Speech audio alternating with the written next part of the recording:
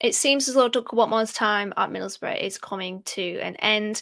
Richard Cowley of the SLP is reporting that Millwall are closing in on a permanent deal for the 28-year-old. His medical is due to start imminently, and the deal has been at an advanced stage for just over a week. Interestingly, he notes that Millwall had to wait whilst Boro sorted out his replacement. So obviously, I'm recording this on the 30th. It is deadline day tomorrow. That's a really interesting nugget of information from Richard there, regarding Boro. Obviously, it's understandable and probably expected actually that if one leaves, another one comes in. So definitely want to keep an eye on there.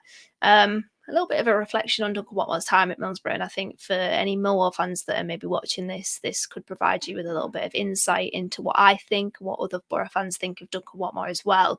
Now, he came to the club in November of 2021. He was on trial with us, and he earned himself a short-term contract. I actually remember when he was on trial, Neil Warnock said that he had offers elsewhere, he had offers abroad, but he chose to stick it out at Middlesbrough, and he really did earn a longer contract. I remember everybody was wanting Duncan Watmore to get a longer contract at the club, such was his form. He actually ended that season in 2020-21 as Boro's top scorer with 9 goals, which admittedly isn't a large amount of goals, and I think it speaks volumes of the options that we had up front in that squad and the overall lack of goal threat that we had under Neil Warnock in that season. But I do remember in that campaign, and this was the COVID season, so obviously we weren't a part of this as fans.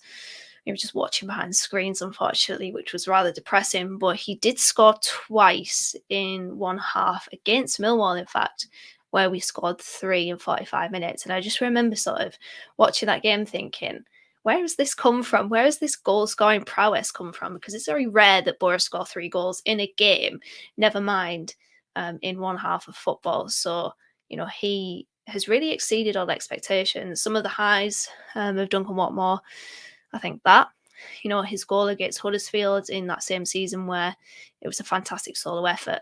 If that didn't get Championship Goal of the Month, then it certainly got Goal of the Month for Middlesbrough. He had it on the right-hand side. He took it around quite a few players. I think it was Naby Sarr. I remember he sent to the shots, and then he, in true Duncan Watmore fashion, just kept going. He kept going, and he scored. And I think that does epitomise Duncan Watmore. Sometimes he's probably guilty of running down blind alleys. He doesn't really have the awareness, I would say, of his teammates at times, because he's very tunnel visioned, I'd say. I think his nickname at Sunderland was the Road Runner. But it's, I guess, a blessing and a curse at times. It's positive and a negative. But, he was somebody that I think a lot of Boro fans didn't really expect to last the time that he has at this football club. He's leaving Middlesbrough just shy of 100 appearances on 97, 21 goals scored, 7 assists. Not as painful as George Friend leaving on 299 appearances, but Duncan Watmore has always given 100%, and I think that's what Millwall fans can expect from him. It's incredibly cliche. You would expect as the bare minimum 100% from a footballer that's representing your football club, but Duncan Watmore has always given that. And I think a key piece of context here why he was on trial with us and why he earned initially such a short-term contract was that Duncan Watmore did his ACL not once but twice at Sunderland. And, once when that happens to a footballer, I think it can curtail their career. But for that to happen twice, I think that can alter his life outside of football. So to come back from a potentially career-ending injury and life-changing injury is testament to his character, to his hard work, to his dedication. He is, by all accounts, an incredibly lovely and intelligent guy, and a great character to have in the dressing room as well. And as I said, he does like a dribble, but he will always give 100%. He's never been the greatest finisher. I think in that 2021 season where he scored 9 goals, it was probably the most clinical we saw him. His goals per shot ratio was really good. Yeah, for goals per shot, he was ranked first in the Championship in 2020-21. Shots on target, 53.8. He was second for that. Non-penalty XG per shot was 0.21, which was the 5th rank in the league. He was just a really clinical or is probably as clinical as he could get in that season.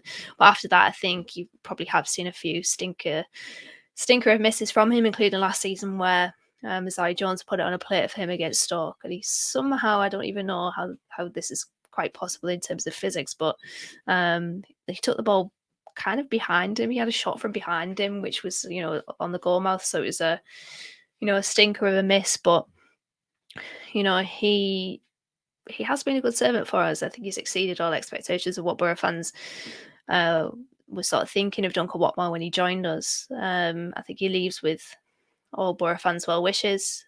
He's a really popular player for us. I think it's just a case of the club is outgrowing the player, to be honest.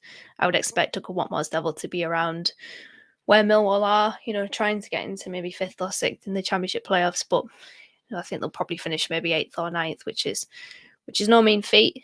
But with Boro looking to potentially get into the automatic promotion places, which, let's be honest, is a little bit unlikely given the gap between 2nd and 3rd. But you just never know in this division. As the old cliche goes, anyone could beat anyone, and anything could happen in the Championship. But with Boro maybe trying to get to that very next level, players like Duncan Watmore can be replaced. So yeah, I think it's probably time for Watmore to go. As I said, I'll say it again, he's been a great servant for us.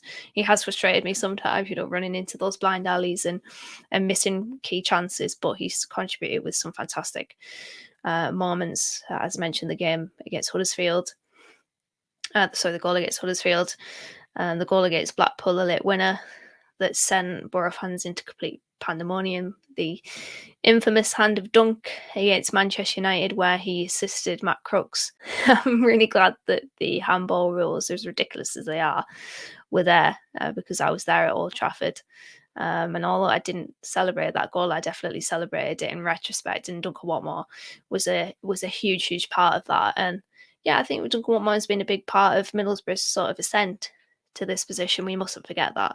So he's going with everybody's well wishes at Middlesbrough. I wish him all the best at Millwall. If Millwall do sneak into the playoffs and Boro, are in there as well, I hope he doesn't write his name or have his name written on the script already. But yeah, he's been a really good player for us, a really popular character, willing runner, always gives 100%. And yeah, we wish him all the best at Millwall.